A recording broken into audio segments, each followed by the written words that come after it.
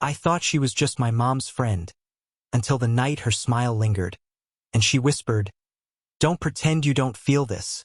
I didn't notice her at first the way a man notices a woman. She was just my mom's friend, someone I'd seen a handful of times in passing over the years, always in the background of family dinners or quick visits. But that summer evening, something was different. Maybe it was me. Maybe it was her. Maybe it was both. Her name was Elena. She arrived at our house just as the sun was lowering, painting the living room in warm gold. She stepped inside with that effortless grace some women carry, not loud, not demanding attention, just quietly magnetic. She hugged my mom, laughing softly, then turned to me. "You've grown," she said, her voice low and warm, as though she was letting me in on some private secret. I smiled back, trying to hide how much I noticed her. She was in her early 40s, but she carried herself with a confidence that made her presence feel ageless. The faint shine of her earrings caught the light, but it was her eyes that held me, dark, alive, with a softness that made you want to stay in them longer than you should. When she placed her hand on my shoulder in greeting, it was nothing, really, just a friendly gesture. But it lingered half a second too long, enough to leave a trace of warmth even after she'd pulled away. I told myself I imagined it. She was my mom's friend. That was all. Still, I found myself noticing things I hadn't before. The way she adjusted the strap of her necklace as if it mattered to her that it sat perfectly. The faint trace of perfume she carried, something floral with a little spice, that seemed to move with her every time she walked past. Even the way she listened, leaning in slightly, tilting her head when my mom spoke, like she was present in every moment. Dinner was ordinary chicken, salad, wine. The three of us talked and laughed, but I couldn't shake the strange awareness every time Elena's eyes flicked to me. Not long, never obvious, but just enough to make my chest tighten. When she laughed at something I said, it wasn't the polite laugh adults give younger men. It was rich, genuine, as though I'd said something worth remembering. After dinner, as my mom busied herself clearing plates, Elena stayed seated across from me at the table. For a brief moment, it was just the two of us. She rested her chin lightly against her hand and studied me. Not critically, but curiously, like she was measuring something. "You've changed," she said softly, almost to herself. I should have asked what she meant, but I froze, caught off guard by the intimacy in her tone. Before I could reply, my mom returned, breaking the spell. But I carried that moment with me, that look, that tone. The way her hand had lingered on my shoulder. It was nothing. It had to be nothing. And yet, it didn't feel like nothing at all. It was supposed to be an ordinary evening. My mom busied herself in the kitchen, humming to old songs on the radio, while Elena and I were left in the living room. At first, the silence between us felt casual, unimportant. Two people sharing the same space, nothing more. But the longer it stretched, the heavier it became, like even the air around us was waiting for something. Elena broke it first. She asked about my life, about school, about work. Her voice carried that mixture of curiosity and warmth that made you feel seen, like your answers actually mattered. I told her little things, nothing dramatic, just fragments of who I was. But she listened as though each detail was a story worth keeping. "You notice things others don't," she said once, smiling. "That's rare at your age." Her words disarmed me. I wanted to ask what she meant, but her gaze, steady, unwavering, was enough to silence me. I looked away, pretending to adjust my glass of water, though my hand felt clumsy under her attention. At one point, she leaned forward to hand me the pitcher, and her fingers brushed mine. It was the simplest touch, but my skin burned where her hand had grazed me. I didn't move right away, and neither did she. For the smallest fraction of time, it felt like we were suspended in something fragile and dangerous. Then she pulled back, gracefully, as though nothing had happened. The conversation carried on, but every word felt charged, every pause loaded with the weight of what we weren't saying. She asked about the books I read, and I admitted my love for stories that feel alive, narratives that linger after the last page. She smiled at that, her eyes narrowing slightly as though she understood more than I'd said. You want things that last, she murmured. Not just moments that disappear. I nodded, unable to explain why her words landed so deeply. From the kitchen, my mom's laughter carried in, grounding me, reminding me of where we were and who she was. But sitting across from Elena, it felt like we were in our own world, a private orbit the rest of the house couldn't touch. There was a moment when she leaned back, tilting her head, her hair catching the faint glow of the lamp. She studied me quietly, almost as if she was waiting for me to say something I didn't yet have the courage to. I felt the question in her eyes, though she never spoke it aloud. When my mom finally returned with dessert, the spell broke.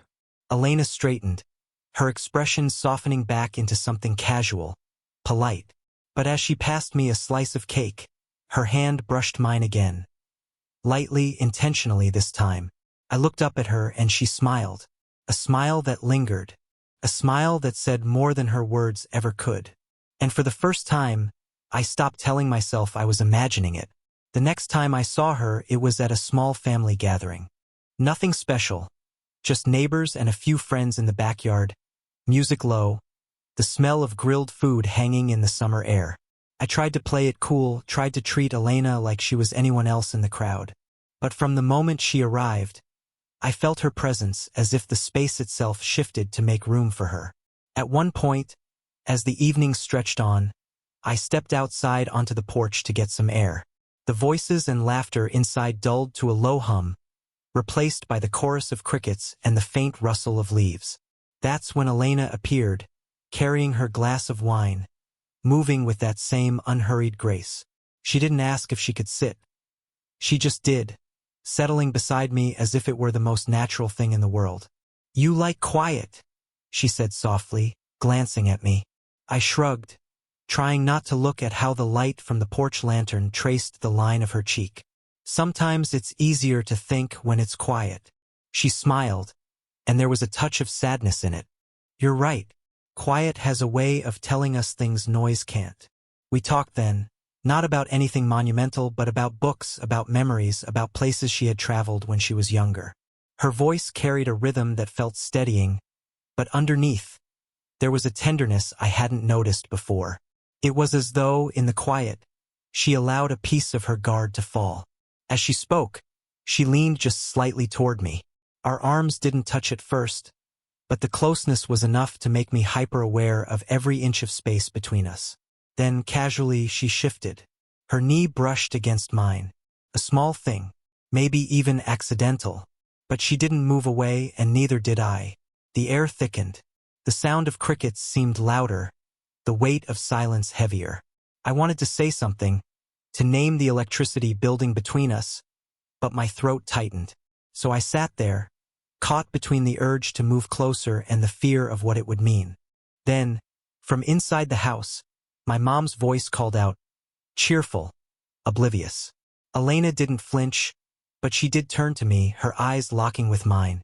For a heartbeat, her hand found mine on the porch railing. The touch was feather-light, fleeting. By the time she rose from her chair, it was gone. But the message was clear. She wasn't ignoring it. She wasn't pretending. And as she walked back inside, I realized neither was I anymore. It happened late one night, when the house had settled into that comfortable quiet that only comes after everyone else has gone to bed. I'd gone into the kitchen for a glass of water, still half lost in the thoughts she'd left me with on the porch days before. And there she was, Elena, standing by the counter, pouring tea into a delicate cup like she belonged there. The overhead light was dim, throwing a soft glow across the room. She was in a simple blouse, her hair loose around her shoulders, and something about seeing her there, unguarded, at ease, made my chest tighten. She glanced up when she noticed me, a playful curve touching her lips. "Can't sleep either?" I shook my head, leaning against the doorway to steady myself. "Guess not." She reached for the sugar bowl, her movements slow, deliberate. "That happens when your mind is too awake," she said, then added with a teasing glance, "You always were the type to think too much." I frowned lightly, caught off guard. "You think so?" Her smile widened just enough to show she'd been watching me more closely than I realized. "Of course. You see things. You notice details most people let slip. It's rare. The way she said it wasn't casual. It wasn't even friendly. It was personal. As if she were acknowledging something I hadn't dared admit out loud, that I was seeing her too in ways I shouldn't. She handed me the sugar bowl, and in the transfer, her arm brushed against mine. It was such a small contact, yet it sent a charge through me strong enough to still my breath. I tried to hide it, but when I looked up, she was watching me with those dark, knowing eyes. "You don't say much," she murmured, stirring her tea slowly. "But you don't need to. Sometimes silence says more."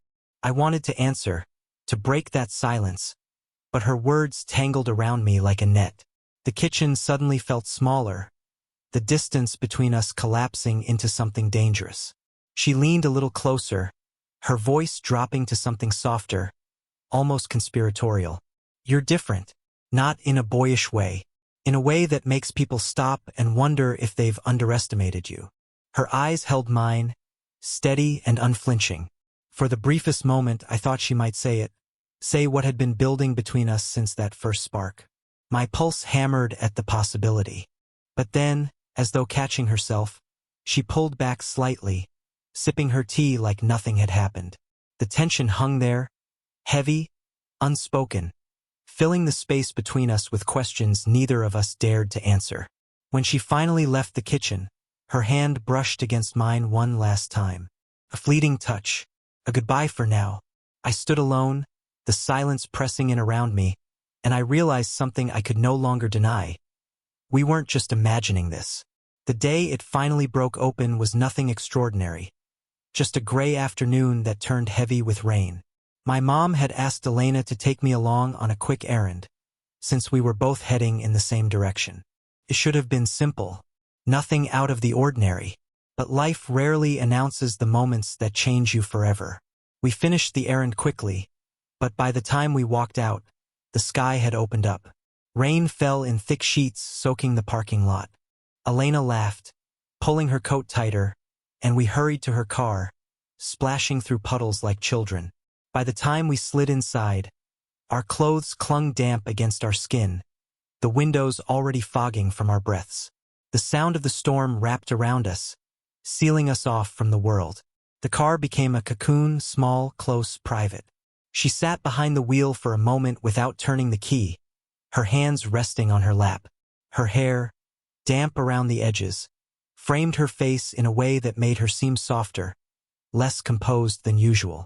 Neither of us spoke at first. The silence was louder than words, filled with everything we had held back for weeks. I stared at the windshield, at the blur of raindrops racing each other down the glass, trying to steady the rhythm of my heart. Then she broke the silence. Her voice was quiet, almost swallowed by the rain, but steady enough to leave no room for doubt. "Don't pretend you don't feel this." The words struck me harder than thunder. My breath caught. I turned to her slowly, finding her eyes waiting, unguarded, unwavering. She wasn't smiling this time. She wasn't teasing. She was daring me to step out of the safety of denial. I couldn't speak right away. My hand, trembling slightly, hovered near the console, so close to hers that the space between us felt unbearable. "Elena?" I whispered, unsure of what to say next. She leaned back, her gaze never leaving mine. "You don't have to explain," she said softly. "Just don't lie to yourself. Not with me." Her words stripped away the excuses I'd been clinging to. The way her eyes held me, tender but fierce, left no room for retreat. I felt the pull, raw and undeniable, and for the first time I stopped fighting it. My hand inched closer until my fingers brushed hers on the console. Neither of us moved for a long moment, as if touching could undo us both. But then, slowly, her hand turned, her fingers sliding against mine until they interlocked. It was such a simple gesture. No kiss, no declaration, just two hands finding each other in the quiet storm of everything unsaid. And yet, in that moment, it felt like the most dangerous, most honest thing we had ever done. The rain kept pouring, blurring the world outside, but inside that car, the truth had finally been spoken. Her hand stayed in mine longer than I thought it would. The world outside blurred in gray streaks of rain, but inside the car, time seemed to slow. My pulse hammered in my ears, and for once, I didn't try to steady it. I let myself feel everything. The warmth of her skin, the faint tremor in her fingers, the truth we'd both been circling for weeks finally alive between us. "I do feel it," I whispered. The words felt fragile like glass, but real. But the pause hung heavy. I didn't know how to finish the sentence. "But you're my mom's friend. But people would never understand. But I don't even know what this means yet." The fears knotted inside me, but when I looked at her, they unraveled just a little. Elena turned in her seat to face me more fully. Her expression wasn't playful now, not teasing. She looked almost vulnerable. Her strength softened into something raw. "You think I don't ask myself the same questions?" she said quietly. "I've spent years doing what's expected, smiling when I didn't feel like it, playing it safe." Her voice wavered, just slightly, before she caught it. "And then you look at me like I'm not invisible. Do you know how rare that is?" Her words hit me deeper than I expected. I squeezed her hand, not thinking this time, just needing her to feel it. Our fingers tightened together, interlaced now, a silent promise neither of us dared to name. "I don't see you as invisible," I said, my throat tight. "I see you more than I should." The corner of her mouth lifted at that, a sad, tender smile. She shifted closer, so close I could see the raindrops clinging to the strands of her hair. The space between us felt impossibly small, yet charged with everything we weren't crossing. "We can't undo this," she murmured. "Once it's out in the open, it changes everything." "I know." My voice cracked, but I didn't let go of her hand. We sat there, holding on to each other, both of us suspended between fear and longing. For a moment I thought she might close the distance and maybe I would have let her. But instead, she leaned her forehead gently against mine. No kiss, no rush, just the soft weight of her closeness, the warmth of her breath mingling with mine. It was the most intimate moment of my life, because it wasn't about desire alone. It was about trust, about choosing to admit something that terrified us both. When she finally pulled back, her hand lingered in mine, her thumb brushing once over my skin before she let go. Her eyes searched mine, steady but uncertain. "So," she whispered, "what do we do now?" I didn't have an answer. Not yet. But I knew this, whatever happened next, nothing would ever be the same again. The days that followed felt different, though nothing on the surface had changed. Elena was still my mom's friend, still the familiar presence at dinners and visits. But between us, everything was altered. Every glance carried weight. Every brush of contact hummed with the memory of the rain and the confession neither of us could take back.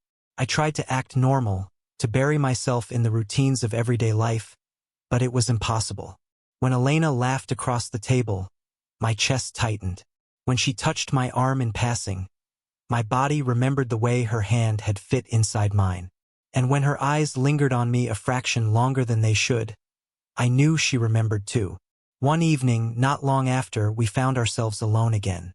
My mom had gone upstairs early, leaving the living room quiet except for the low murmur of the television. Elena sat at one end of the couch, a glass of wine resting in her hand, her expression distant. I hesitated before sitting down beside her, not too close, but not far either. For a while, neither of us spoke. The silence felt familiar now, less like avoidance, more like acknowledgement of what words couldn't quite hold. Finally, she set down her glass and turned toward me. "You've been quiet," she said softly. I swallowed. "So have you." A faint smile tugged at her lips, but her eyes were serious. "Because I don't know how to do this. I don't know what it means for you. For me. For your mom." She exhaled, her voice catching slightly. "But pretending it's not there feels impossible." Her honesty disarmed me. I leaned forward, my hands clasped together, trying to find the right words. "I don't have all the answers either," I admitted. "But I know I don't want to forget it. I don't want to pretend." Something shifted in her expression then, relief, vulnerability, maybe even hope. She reached over, gently placing her hand on mine. This time I didn't freeze. I turned my palm upward, threading my fingers with hers like it was the most natural thing in the world. We stayed like that for a long while. No rush, no need to define it. Just the quiet truth of two people choosing not to hide anymore. Eventually, she leaned closer, resting her head lightly against my shoulder. The gesture was tender, unguarded, and it carried more meaning than any kiss could have. I closed my eyes, breathing in the faint trace of her perfume, the warmth of her weight beside me. We didn't talk about the future that night. We didn't make promises or declarations. But in the soft glow of the living room, with her hand in mine and her head against me, it was enough. Before the night ended, she whispered, almost too softly to hear, "Don't pretend you don't feel this." I squeezed her hand in answer, my chest full, my heart certain. And I knew then, whatever came next, we had already crossed the line. If this story moved you, don't forget to like the video and subscribe for more slow burn age gap romances. Share your thoughts in the comments. Would you have made the same choice or walked away? Your voice helps these stories come alive.